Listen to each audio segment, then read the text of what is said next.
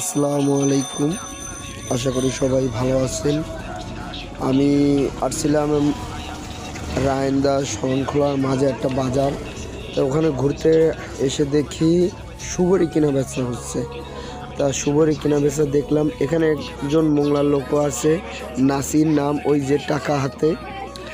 তাকে দেখেই মূল উদ্দেশ্য দাঁড়িয়ে দেখতেছি যে সুবরি 2 সাইজ করা, তা দেখতেছি ভালোই।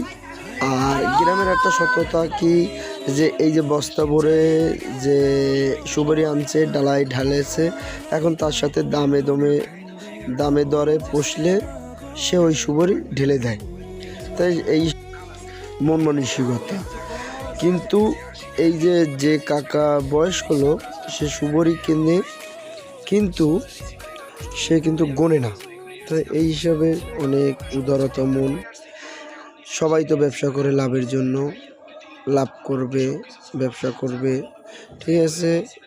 ব্যবসায় হলো হযরত মুহাম্মদ সাল্লাল্লাহু আলাইহি সাল্লাম বলেছিলেন 90%ই আপনার বরকত।